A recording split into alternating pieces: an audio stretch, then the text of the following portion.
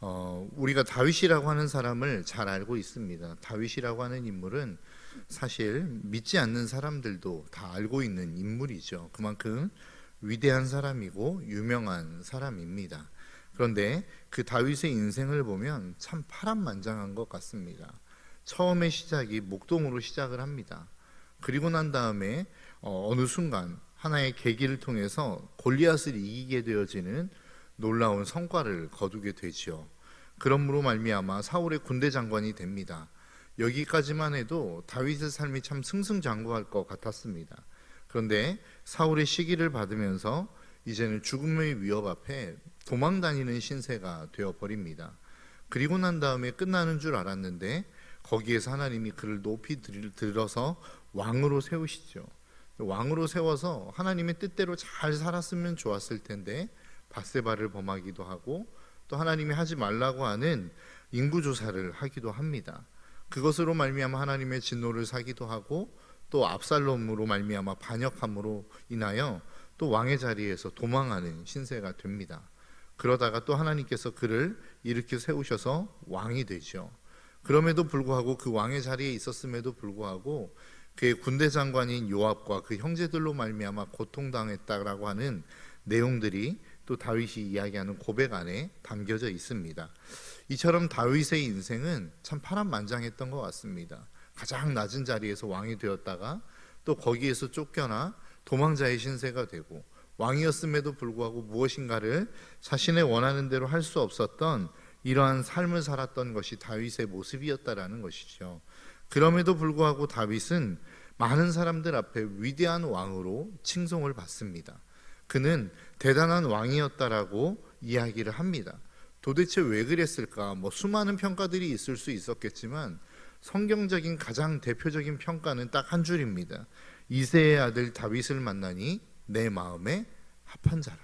그러니까 하나님께서 그 다윗을 높이 들어 사용하셨던 이유는 결국 단 한 줄에 요약해서 완전히 압축되어 축약적으로 이야기하고 있는데 그게 무엇이었냐면 하나님 마음에 합한 자였다라고 하는 것입니다.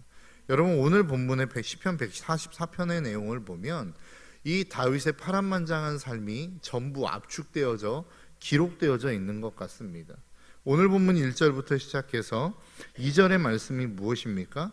그가 전쟁하는 모든 전쟁 속에서 하나님이 승리하게 하셨다라고 하는 고백 아니겠습니까?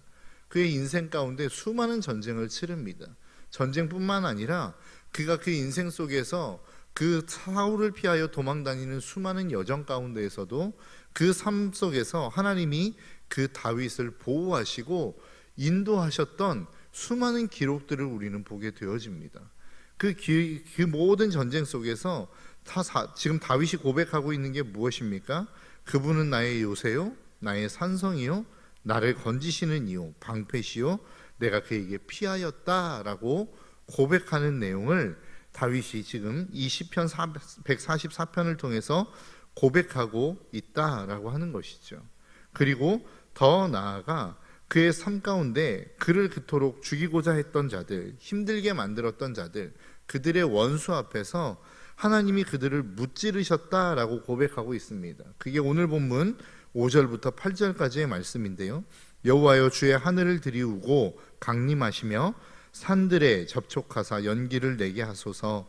번개를 번쩍이사 원수들을 흩으시며 주의 화살을 쏘아 그들을 무찌르소서. 위에서부터 그의 손을 펴사 나를 큰 물과 이방인의 손에서 구하여 건지소서.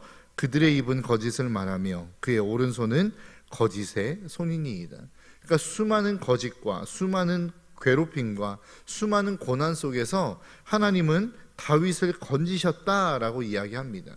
그런데 이 고난의 삶에서 다윗이 했던 일이 무엇입니까? 오늘 본문에서 이야기하는 9절과 10절의 말씀입니다. 하나님이여 내가 주께 새 노래로 노래하며 열줄 비파로 주를 찬양하리이다. 주는 왕들에게 구원을 베푸시는 자시요 그의 종 다윗을 그 해하려는 칼에서 구하시는 자시니이다.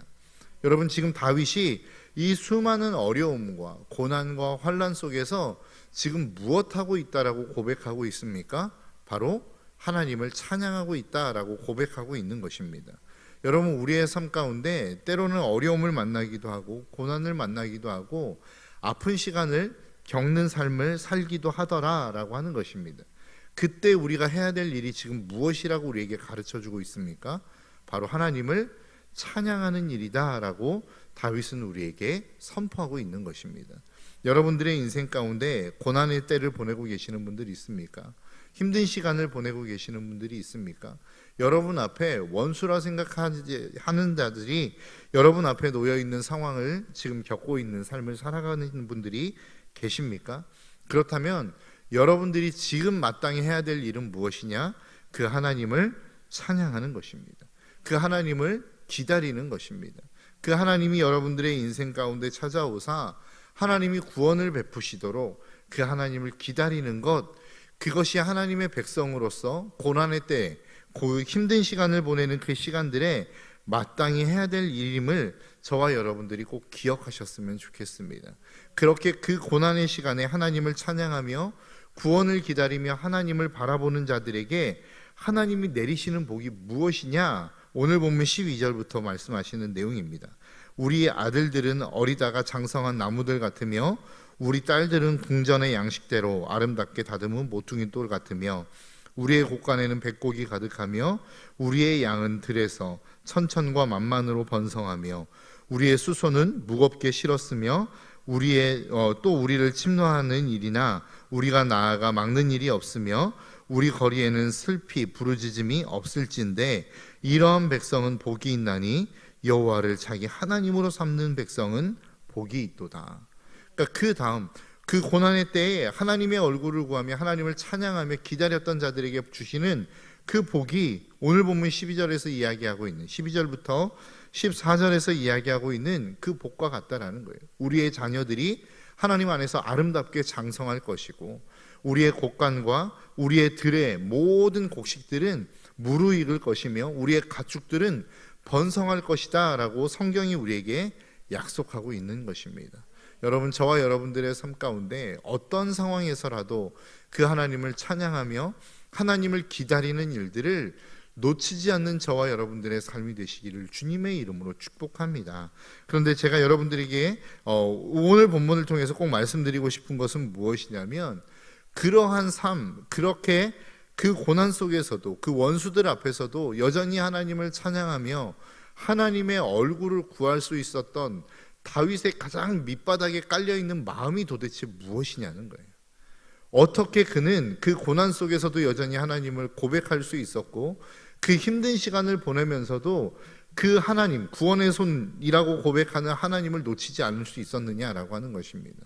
많은 사람들이 고난의 때를 보내며 내가 하나님을 믿어도 소용없다라고 고백하는 사람들이 참 많지 않습니까?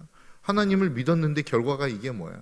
그 하나님을 따라왔는데 우리 앞에 놓여있는 환경이 이 정도라고 한다면 우리가 하나님을 굳이 따를 이유가 뭐야? 라고 이야기하며 하나님을 떠나가는 사람들이 많더라는 거예요. 그러한 삶 속에서 다윗은 도대체 어떠한 마음으로 하나님을 따랐으며 그 따르는 그 가장 밑바탕에 깔려있는 다윗의 자기를 바라보는 고백이 무엇이었느냐라고 하는 것입니다. 오늘 본문 3절입니다. 여호와여, 사람이 무엇이기에 주께서 그를 알아주시며 인생이 무엇이기에 그를 생각하시나이까? 사람은 헛것 같고 그의 날은 지나가는 그림자 같으니이다. 그러니까 다윗의 마음 가운데 가장 밑바닥에 깔려있는 마음은 무엇이냐? 하나님이 도대체 나를 바라보시는 그 마음, 하나님이 도대체 나를 생각하시는 그 생각이 내가 그만큼 하나님의 대우를 받을 만한 존재입니까? 자기를 바라보는 그 생각이 무엇이었냐면 나는 너무나도 하찮은 존재입니다 라고 하는 그 자기 인식이 밑바닥에 깔려 있었다라는 거예요. 그러니까 다윗의 마음 가운데는 하나님이 나에게 은혜를 베풀어 주실 때에 당연한 것이죠. 하나님이 나에게 약속하셨으니 내가 하나님의 은혜를 받는 것은 당연한 것입니다라고 생각하지 않았다는 거예요. 하나님이 나를 그 오랜 고난과 환난과 아픔 가운데 쫓겨다니는 그 도망자의 신세 속에서 하나님이 나에게 은혜를 베풀어 주시고 나를 지켜주시는 것을 당연히 여기지 않았다라는 것입니다. 다윗이 이야기할 때에, 다윗이 그 마음 가운데 생각할 때에 나는 이러한 대우를 받을 수 있는, 난 이러한 환난을 받을 수밖에 없는 미천한 자임을 그 밑바탕에 깔고 있었다라는 거예요. 그렇기 때문에 하나님이 나에게 베풀어 주시는 은혜에 감사할 수 있었고, 거기로부터, 그 고난으로부터, 그 환난으로부터 나를 건지시는 것에 대한 놀라운 감사의 고백이 있을 수밖에 없었다라고 하는 것이 오늘 본문을 통하여 다윗이 우리에게 말씀하고 있는 내용이라는 것입니다. 여러분, 하나님 앞에서 여러분 자신을 무엇이라고 지금 바라보고 계십니까? 하나님 앞에서 여러분들을 바라보실 때에, 여러분들이 하나님 앞에 딱 섰을 때에, 이 기도의 자리에 섰을 때에 여러분을 어떻게 인식하고 계시느냐라고 하는 거예요. 여러분 스스로를 하나님 앞에서 높게 평가하고 계십니까? 하나님, 내가 이 자리까지 나와 이렇게 기도하는데, 이렇게 애를 쓰는데 내 기도에 응답하시는 게 당연한 것 아닙니까? 라고 하는 그 마음과 자세로 지금 이 자리에 나와 계십니까? 하나님, 내가 이 정도 하나님 앞에 봉사하고 헌신했는데 이 정도의 기도의 제목에 응답하시는 건 당연한 것 아닙니까? 라고 하는 그 마음으로 지금 이 자리에 나와 계십니까? 그렇다고 한다면 여러분들의 인생, 여러분들의 삶, 그 삶 속에 베풀어 주시는 하나님의 은혜를 온전히 깨닫지 못할 수 있다라는 것입니다. 다윗의 인생 가운데 수많은 파란만장한 인생이 있었고, 고난이 있었고, 때로는 하나님이 그를 높이 드는 이 놀라운 축복의 자리 가운데 있는 다윗이었지만, 언제나 늘 그 하나님을 바라보며 하나님의 임재를 구하며 그 하나님의 축복을 받아 누릴 수 있었던 가장 근본적인 마음은 무엇이었느냐? 나는 하나님 앞에서 아무것도 아닌 인생입니다라고 하는 자기 고백이 있었던 인생이었다라는 거예요.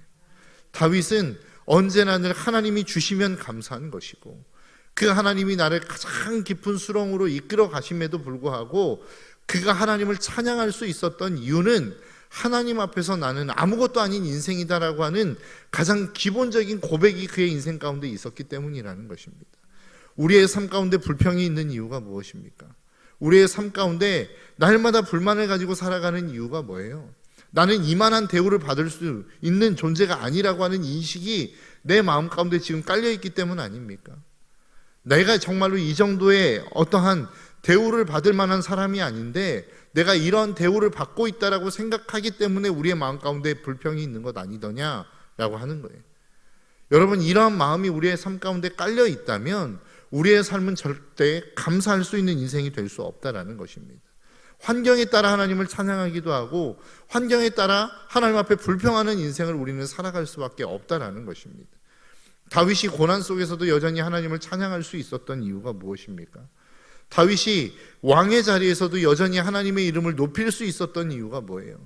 그가 모든 인생 가운데 이루었던 업적들, 때로는 그가 고난 가운데 있을 때의 그 환경들이 당연한, 모든 것이 당연한, 힘든 모든 것이 당연한 것이라고 그의 인생 가운데 받아들이는 이 자기 고백이 있었기 때문이라는 것입니다. 자기 인식이 있었기 때문이라는 거예요.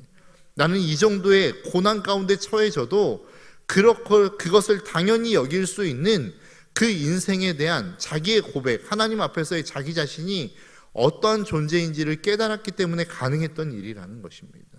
여러분, 저와 여러분들의 삶이 하나님 앞에서 내가 어떠한 존재인지를 인식할 수 있는 이 놀라운 지혜와 축복이 우리의 삶 가운데 있어지시기를 주님의 이름으로 축복합니다.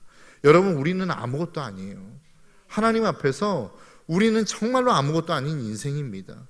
오늘 본문 3절에서 그가 고백하지 않습니까? 여호와여, 사람이 무엇이기에 주께서 그를 알아주시며 인생이 무엇이기에 그를 생각하시나이까? 하나님, 나는 아무것도 아닌 존재인데 하나님이 그토록 나를 돌보시는 이유가 무엇입니까? 라고 하는 이 고백 아니겠습니까? 하나님이 내가 무엇이기에 하나님이 나의 인생을 이토록 아름답게 챙기십니까? 이것이 다윗의 고백이었다라는 거예요. 이게 다윗의 밑바닥에 깔려있는 가장 기본적인 고백이었다라는 것입니다. 여러분, 우리 안에 그 고백이 있어지시기를 주님의 이름으로 축복합니다. 오늘 본문 4절이 이야기하는 게 무엇입니까? 사람은 헛것 같다라고 이야기하지 않습니까? 이 헛것이라고 하는 단어가 원어로 보면 공기입니다. 여러분, 공기가 눈에 보입니까? 아무것도 아닌 것 같죠. 눈에 보이지도 않고 있는 듯 많은 듯 하는 존재가 공기입니다. 그 인생을 그 공기에 지금 비유하고 있는 것 아닙니까? 나는 있는 듯 없는 듯 하는 인생 아닙니까? 하나님 앞에서 있어도 그만 없어도 그만인 인생 아니겠습니까? 그림자는 뭐예요? 빛이 있을 때에 비로소 비춰지는 생겨나는 존재입니다. 허상이라는 말입니다. 그러니까 나의 인생은 허상과 같은 존재입니다 라고 하는 고백이에요. 그런데 내가 지금 이 자리에 있을 수 있는 것은 하나님의 은혜요. 지금 내가 모든 삶을 살아가며 하나님이 나에게 복 주시는 이 복은 하나님의 은혜 때문에 가능한 것입니다 라고 고백하는 이 고백이 다윗의 밑바탕 가운데는 있었다라는 거예요. 그 밑바탕에 깔려있는 이 삶을 통하여 다윗은 고난 속에서도 하나님을 찬양할 수 있었고, 하나님을 주시는 그 놀라운 축복의 자리에서도 교만하지 않을 수 있었던 이 은혜가 다윗에게는 있었다라는 것입니다. 여러분, 저와 여러분들의 삶이 그러한 삶이 되셨으면 좋겠습니다. 하나님 앞에서 나를 인식하는 것, 나의 존재를 인식하는 것이 정말로 중요합니다. 내가 먼지와 같은 존재입니다. 이 하나님을 만났던 모든 사람들이 고백하는 고백 아닙니까? 내가 무엇이기에, 하나님이여 내가 무엇이기에, 인생이 무엇이간데 주께서 나를 기억하십니까? 주님, 인생이 무엇이기에 하나님이 나에게 이토록 큰 축복을 허락하십니까? 이게 하나님 앞에 섰던 모든 사람들의 공통적인 고백 아닙니까? 하나님, 내가 이 정도 살았는데 이 정도 해주시는 것 당연한 것 아닙니까? 하나님을 못 만난 인생일 가능성이 높습니다. 여러분들의 삶을 한번 점검해 보시기를 주님의 이름으로 축복합니다. 하나님이 나에게 베풀어 주시는 모든 것들, 건강, 물질, 그리고 나에게 주신 자녀들, 이것이 당연한 것이 아님을 저와 여러분들이 늘 하나님 앞에서 깨달으며 하나님 앞에 감사하는 인생을 살아갈 수 있기를 주님의 이름으로 축복합니다. 그래서 고난의 때에도 하나님을 찬양할 수 있으며 나에게 주신 그 하나님의 축복의 때에도 겸손할 수 있는 저와 여러분들이 삶이 되어 날마다 그렇게 하나님을 찬양하며 하나님을 경배하는 믿음의 삶을 살아가는 저와 여러분들의 삶이 되시기를 주님의 이름으로 축복합니다. 기도하겠습니다.